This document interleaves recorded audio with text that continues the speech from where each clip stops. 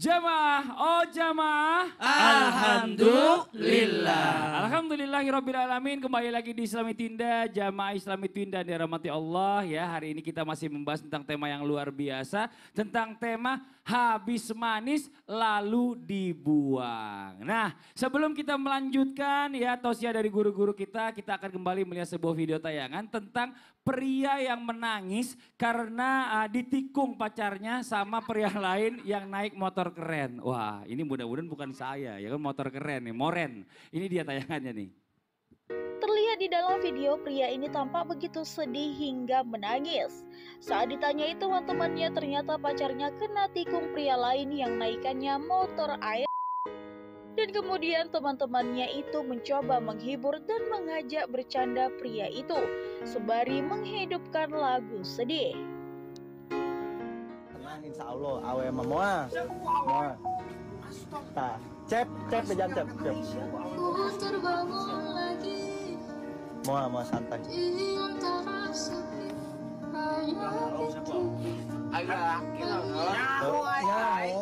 Mau awe mah isukan pakai toge. Aku teh siapa awe? Atuh. Ibu pakai Mau dibonceng ku aerok.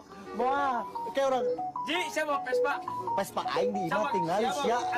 Arek make Vespa metik, pake di imah aing loba.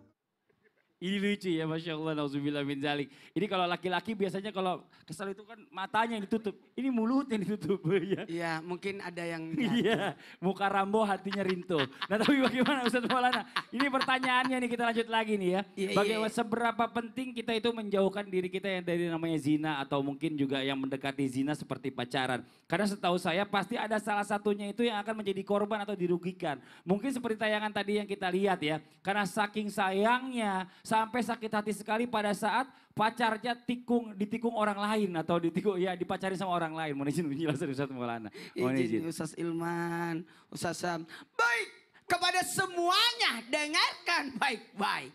Disinilah pentingnya kita meninggalkan yang namanya zina.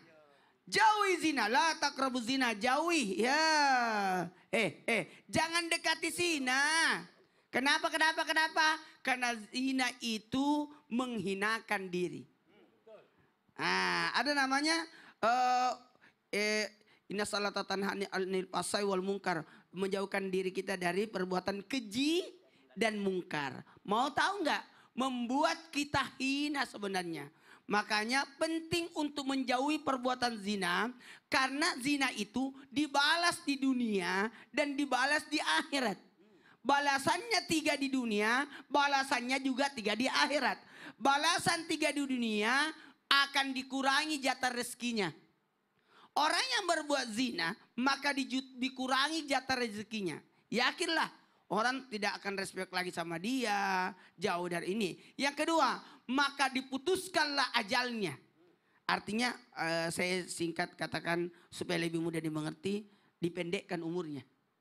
Dikurangi rezekinya, dipendekkan umurnya. Kemudian yang ketiga, siksaan di dunia orang yang berbuat zina, maka muram wajahnya, hilang cahaya di wajahnya. Kemudian 3 siksaan di akhirat. Apa itu? Nauzubillah summa nauzubillah, mendapatkan murka Allah, kemudian dapat siksaan yang dahsyat, dan yang ketiga adalah nauzubillah dimasukkan ke dalam neraka. Jadi 3 siksaan di dunia dan 3 siksaan di akhirat. Dan dikategorikan gini, ketika orang melakukan zina maka imannya itu terangkat, melayang. Keluar dari dirinya keimanannya. Kapan imannya kembali? Ketika dia sudah melakukan, artinya sudah tobat atau kembali tidak melakukan zina lagi. Maka dikembalikan. Nah jadi kalau begitu sepanjang dia melakukan zina, sepanjang itu imannya keluar pada dirinya. Ini bahayanya. Makanya jauhi perbuatan zina. Jauhi perbuatan zina. Jangan dekati zina. Jangan melakukannya. Nauzubillah. Karena kenapa? Termasuk, maaf ya saya pinjam kata-kata ini. Termasuk pacaran. Pacaran itu mendekati zina. Berpegangan. Berdua-duaan. Kayak tadi, aduh kalau lihat tayangan tadi. Ya itulah resiko. Resiko engkau mencintai yang bukan pada waktunya saatnya. Tunggu kekecewaan. Tunggu kekecewaan. Kau mencintai dia. Tapi kau tidak bisa memilikinya. Kasihan kan? Jadi sebaiknya hanya sekali dari pandan, hanya sekedar etalase aja. Pajangan dong. Pajangan aja, karena dia bukan milik kita kan. Hanya sekedar dilihat. Tapi kalau sudah dimiliki lewat jalur pernikahan, engkau bisa pacaran setelahnya. Berdua-duaan, pergi nonton, pergi bersama. Itu kan aman kan. Keluarin apa-apa jadi sedekah kan. Jadi nafkah. Nah, kan seperti itu. Apalagi, nauzubillah, 4 yang bisa dirusak oleh zina itu. Apa yang dirusak? Hilang kewibawaan. Hilang keceriaan di wajahnya orang yang sudah berbuat zina. Tidak ada cahaya cerianya. Tidak ada kebahagiaan. Tidak ada, hilang itu bagi orang berbuat zina. Apalagi memutuskan rezeki akibat, mohon maaf, mengakibatkan dia jadi fakir. Jadi miskin, hilang. Jadi tidak pernah dia merasa cukup. Habis semua. Tidak ada barakahnya. Apalagi, nauzubillah summa nauzubillah, orang yang berbuat zina itu mendatangkan, maaf, kehancuran, kutuk, atau bahasanya supaya lebih mudah dimengerti, mendapatkan kutukan. Termasuk tadi kan diejek kan. Sambil di videoin. Sama temennya. Dia tidak tahu kalau dia di videoin itu.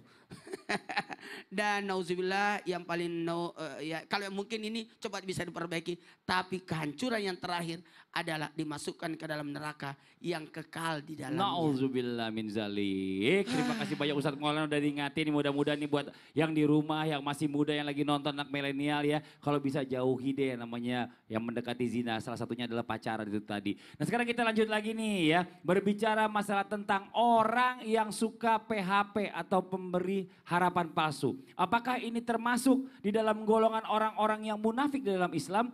Coba kita tanya guru kita Ustadz Hilman. Mohon izin Ustadz Hilman jawabannya. Baik. Masya Allah ini bagus sekali nih pertanyaannya. Saya mohon izin Ustadz Syam.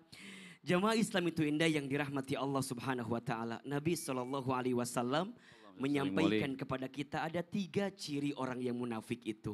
Yang pertama, ketika dia bicara dia berbohong. Yang kedua, ketika dia berjanji dia khianat. Dan yang ketiga, ketika dia diberikan amanah dia tidak bisa memenuhi amanahnya dengan baik. Nah sekarang apakah PHP itu masuk kategori orang yang munafik jika yang disampaikan adalah janji manis gitu ya. Janji nanti begini, kemudian tidak memenuhinya, maka boleh jadi kategori ini masuk kategori munafik. Betul. Nah apa pelajaran yang paling penting untuk kita? Jangan mudah berjanji jika tak bisa menepati. Jangan mudah bersumpah jika tidak amanah. Dan jangan mudah menyerahkan hatimu kepada orang yang belum halal untukmu. Itu poinnya. Maka sekarang saya ingin menguatkan ya. Boleh jadi ada di antara jamaah yang hari ini sedang sakit karena ditinggal pergi oleh kekasihnya misalnya. Ya. Pertama begini. Bersabarlah dengan keadaan itu. Boleh jadi orang yang pergi meninggalkanmu atau orang yang PHP kepadamu itu bukan orang yang terbaik untukmu. Allah sengaja mematahkan hatimu, bukan menghancurkan hatimu. Tapi Allah sedang menguatkanmu untuk berjumpa dengan orang lain yang lebih baik daripada dia yang pergi meninggalkanmu. Tenang aja, santai aja. Laki-laki gak hanya dia gitu. Perempuan gak hanya dia. Laki-laki masih Ustadz Maulana kok ini. Di sini yang masih Jadi single. kuatkan hatimu, ayo move on ya. Ayo bergerak ke samping, ayo move up, bergerak ke atas. Apa maksudnya? Bergerak ke samping, lihat pandangan matamu. Begitu banyak orang di luar sana. Bukan hanya tentang dia yang pernah menyakitimu. Kemudian move up. Tingkatkan ketakwaanmu kepada Allah. Serahkan kepada Allah. Minta sama Allah. Ya Rob, hatiku sakit. Iya. Tapi hamba percaya hatiku baik-baik saja karena ada Allah bersamaku. Maksudnya apa? Biarkan Allah dengan skenarionya menghadirkan orang lain yang bisa menggantikan orang yang pergi meninggalkanmu itu. Maka percayalah ya, kamu gak sendirian gitu. La tahzan innallaha ma'ana. Maka disinilah kita belajar. Jamaah Islam itu indah. Jangan terlalu berharap kepada manusia. Berharap kepada manusia itu adalah patah hati yang disengaja. Makin berharap makin sakit hati. Makin kecewa, makin lelah. Maka kata Imam Ali bin Abi Thalib radhiyallahu an, bagus sekali nasihatnya. Aku pernah merasakan semua kepahitan hidup. Dan tidak ada sesuatu yang paling pahit aku rasakan kecuali saat aku berharap berlebihan kepada manusia. Maka yang sedang di PHP-in, ayo bangun, bangun, bangun. Belajarlah mengatakan kalimat ini. Bukan salah dia yang pergi meninggalkanmu. Tapi salah kamu yang terlalu berharap kepada dia yang pergi meninggalkanmu. Kitanya sih yang terlalu berharap sama dia. Udah tahu manusia itu kan begitu. Hati dan ucapannya mudah berubah. Maka ingat, ya, ingat belajarlah untuk memantaskan diri sampai kemudian Allah akan memberikan yang terbaik untuk kita. Yang sedang di PHP, bismillah, tegar, kuat, Allah bersama kita. Dan yang biasa PHP-in orang, hati-hati. Jangan mudah janji sama orang. Hati perempuan itu mudah tersakiti. Begitupun juga sebaliknya. Jangan mudah berjanji jika tidak bisa menepati. Masya Allah. Terima kasih banyak jazakallah khairan kasiran Ustadz Hilman. Nah sekarang mungkin kita perlu yang namanya membekali diri dengan benteng ya. Bentengnya apa sih? Doa. Mungkin kita minta doa khusus dari guru kita Ustadz Syam agar kita ini bisa ikhlas hati kita ini. Terus juga kita minta dijauhkan dari prasangka buruk terhadap orang lain dan juga kita dijauhkan dari orang-orang yang akan menzolimi kita. Mohon izin Ustadz Syam, tafadhol nih. Bismillahirrahmanirrahim. Tabi kembali guru-guru Ustadz Hilman, Ustadz Maulana, Mas Fadli.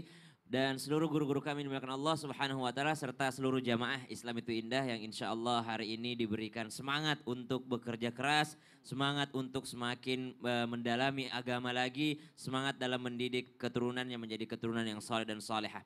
Maka kita butuh keikhlasan karena ikhlas inilah yang dibalas oleh Allah Subhanahu wa Ta'ala. Ada yang menghadap kepada Allah dengan amalan-amalannya namun ternyata ditolak. Karena kata Allah, engkau bukan beramal untukku, tapi engkau beramal karena ingin dilihat sebagai orang yang rajin beramal. Maka ditolak amalannya oleh Allah Subhanahu wa Ta'ala.